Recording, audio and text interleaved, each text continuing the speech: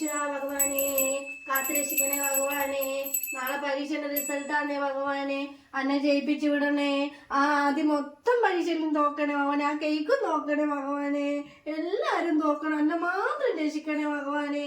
നല്ല റിസൾട്ട് ഉണ്ടാവണേ ഭഗവാനെ.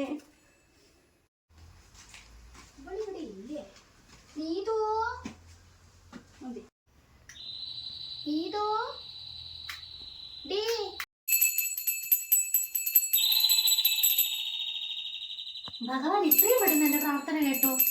ഈശ്വര ഭഗവാനെ നല്ല വാർത്തയേക്കണേ. എന്നാടാ ഇന്നല്ലാണ് റിസൾട്ട് വരുന്നത്. ഇന്നാണോ റിസൾട്ട്? അതിന് നീ എന്തിനാ ടെൻഷൻ അടിക്കുന്നത്? എനിക്ക് ഭയങ്കര ടെൻഷനാണ്. ഇന്നലെ ഞാൻ ഉറങ്ങിയിട്ടില്ല. എനിക്ക് ഒരു ടെൻഷൻ ഞാൻ നല്ലോണം കിടന്നുറങ്ങി. എന്താ നിനക്ക് അത്രയ്ക്ക് വിശ്വാസം ഉണ്ടാ? എനിക്ക് ഉറപ്പല്ലേ ഞാൻ ജയിക്കൂല. പിന്നെ എന്തിനാ? ഓഹോ, എന്നാലും ചെറിയൊരു പേടി ഉണ്ടാവില്ലടി. നിന്നെയൊക്കെ സമ്മതിക്കണം കേട്ടോ. ഞാൻ ഇന്നലെ അച്ഛനും അമ്മയും തന്നെ കൂട്ടം കൂടലായിരുന്നു റിസൾട്ടിന്. പിന്നെ നീ എന്തിനാ അവർക്കല്ലേ ഇത്ര പ്രതീക്ഷ കൊടുക്കുന്നത്? എന്നാലും ഇവിടെ ചെറിയ ജസ്റ്റ് ഒന്ന് പാസ്സായി കിട്ടിയത് നല്ലതല്ലായിരുന്നോ? നീ എങ്ങനെ എക്സാമിൽ എനിക്ക് നന്നായിട്ട് എഴുതിനോ? സൂപ്പർ ആയിരുന്നു എല്ലാ എക്സാം. അയ്യോ, ഞാൻ അത്യാവശ്യം പഠിച്ചതല്ലേ എഴുതിനു. പക്ഷെ ഇനി ദൈവത്തിന്റെ കയ്യിലല്ലേ എല്ലാം. ദൈവല്ലേ എനിക്ക് പേടിയൊക്കെ മാർക്ക് കിട്ടിയിരുന്നു. അതേ ഇന്നാ എനിക്ക് ഇത്രയും മാർക്ക് തരേ. ദൈവല്ലേ എന്റെ എക്സാമിന്റെ പേപ്പറിൽ നോക്കുന്നത്. ഞാനിവിടെ വന്നേരം ഒരു മണീന്റെ ഒച്ച കേട്ട്. ഇതാണ് സംഭവം. ഞാൻ നിങ്ങൾക്കെല്ലാം വേണ്ടി പ്രാർത്ഥിക്കുന്നതിന്. എന്തായാലും ഞാൻ ജയിക്കൂല എന്നറിയാം. അപ്പൊ നിങ്ങളെങ്കിലും ജയിക്കണ്ട. നിങ്ങളെല്ലാം സ്നേഹം. അത് നീ ആ കേക്കിനെ വിളിച്ചു നോക്കിയിടാ. ഓളെ വിവരമൊന്നുമില്ലല്ലോ.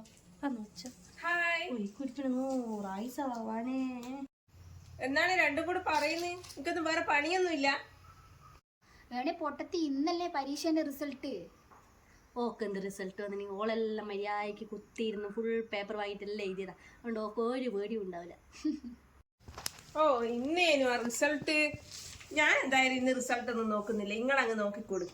അല്ലെങ്കിൽ ഞാൻ എന്തിനാ നോക്കുന്നത്? നിങ്ങളല്ലേ ആദ്യമായിട്ട് പരീക്ഷയല്ലേ എഴുതുന്നത്. ഞാൻ എത്ര വർഷമായി SLC പരീക്ഷ എഴുതാൻ തുടങ്ങിയിട്ട്. എഴുതുന്നു തോക്കുന്നു.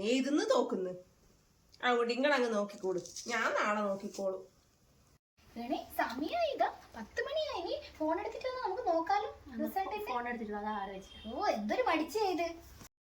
ആ കിട്ടി. മടിച്ചു തന്നെയല്ലേ നീ? എന്നാ നോക്കട്ടെ.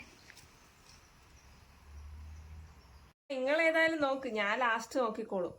നമ്പർ എത്രയാണ്? എന്റെ നമ്പർ 143. നീ കാമുകനായിട്ട് കൂട്ടിപ്പോയി അവിടെ പോകണം. നിന്റെ എത്രയാ? എന്റേത് നോക്കട്ടെ. നിന്റെ നമ്പറും പറ. രണ്ടും കൂടി സെർച്ച് ചെയ്ത് നോക്കാം. എന്റെ അപ്പുറത്തന്നെ ഞാൻ. അയ്യോ, അറ്റാക്കായ പോയടി. എല്ലാം പോയാ? എന്റെയും പോയി. നിന്റെ പറഞ്ഞ നിന്റെ കൂടി നോക്കിയിട്ടല്ലേ ഞങ്ങൾക്ക് സമാധാനം ഉണ്ടായില്ല.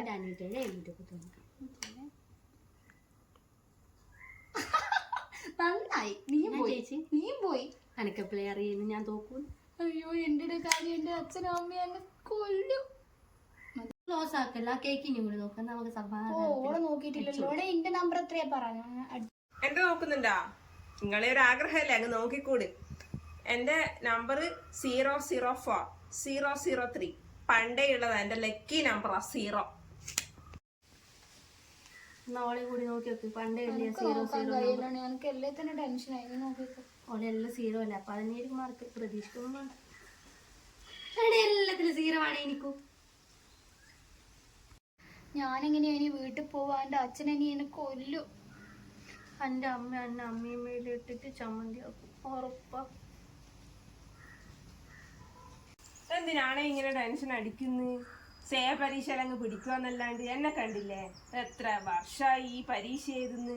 നീ നോക്കിയ ഇങ്ങക്കല്ലേ ഈ പരീക്ഷ വരുമ്പത്തേക്ക് ടെൻഷൻ, ഉറക്കമില്ലായ്മ, അങ്ങനെ ഇങ്ങനെ പ്രതീക്ഷകള്, പ്രാർത്ഥന. എന്തിന്റെ ആവശ്യത്തിനാ ഇതല്ലോ? നേനും നിങ്ങളെ അമ്മമാർക്കും നാട്ടുകാർക്കല്ലോ. മലപ്പുറം കത്തി, മാങ്ങാത്തൊലി. എന്റെ കാര്യത്തിൽ നോക്കിയ നിങ്ങള്. എനിക്ക് ഈ പറഞ്ഞ എന്തെങ്കിലും ഉണ്ടാ? അതുകൊണ്ട് നാട്ടുകാർക്കും വീട്ടുകാർക്കും ഒരു പ്രതീക്ഷയില്ല എന്നെ കുറിച്ച്. എന്നാ നിങ്ങളൊന്ന് ആലോചിച്ച് നോക്കിയാ. ഞാൻ തോറ്റാ നിങ്ങൾ എല്ലാം ജയിപ്പിച്ചു വിടണമെന്ന് പ്രാർത്ഥിച്ചില്ല. ദൈവമൊന്നുമില്ല. ഒരു മണ്ണം കട്ടിയുമില്ല. എന്തിനാ ടെൻഷൻ അടിക്കുന്നത്? പരീക്ഷ ഇന്ന് വരും നാളെ പോവും. എന്തിനാ ഇങ്ങനെ ടെൻഷൻ അടിക്കുന്നത്?